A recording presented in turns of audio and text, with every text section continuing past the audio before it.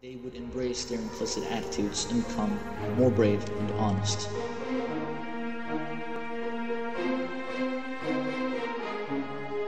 So there you have it, the video series is finally done. I hope I've managed to convert you to the idea that racism is indeed natural. I've been working on this series for the last 4.5 months and it's finally complete. I did some math and realized that in these 4 months, I've spent every minute of 7 days in my own life in order to put the idea of this video series in creation and now finally presentable to the world. Before going off enjoying my life, taking a well-deserved and long vacation, I'd like to thank you guys, the audience, for watching. I'd like to thank you for your time and for your appreciation of the series. Thank you.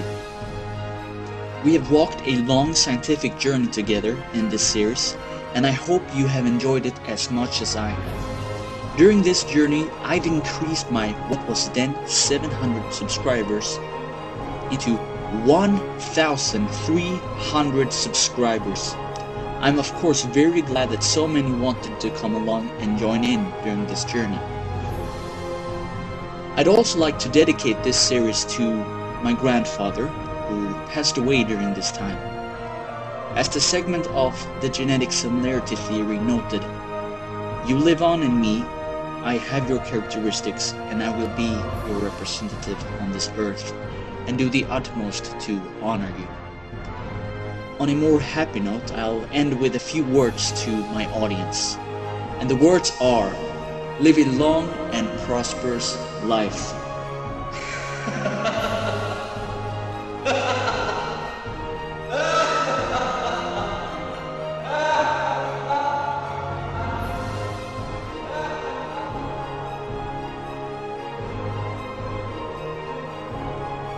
And so the message was spread, and so the message was heard, echoing through the valleys of the world.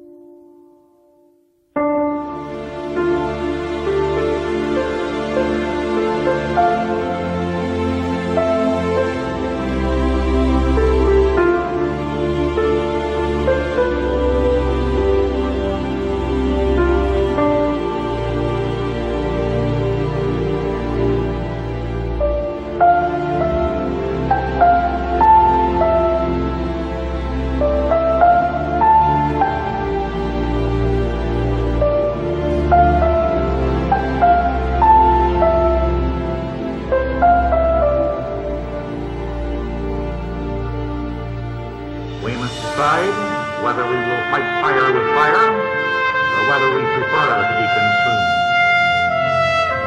We are the most patient, the most long-suffering, the most generous of peoples. We certainly did not start the race war, but now that it has been started for us, it may be that we can finish it.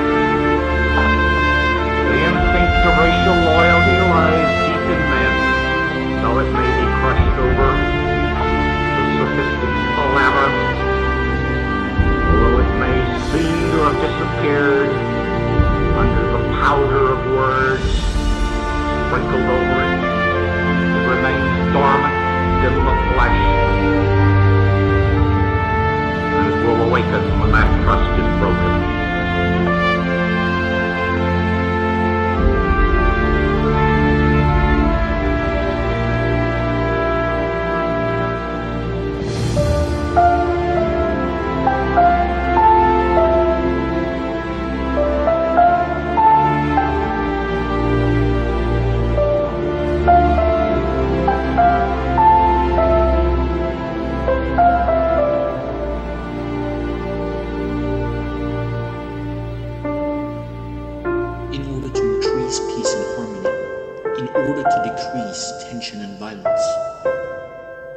homogeneity is a necessary precondition of peacefulness.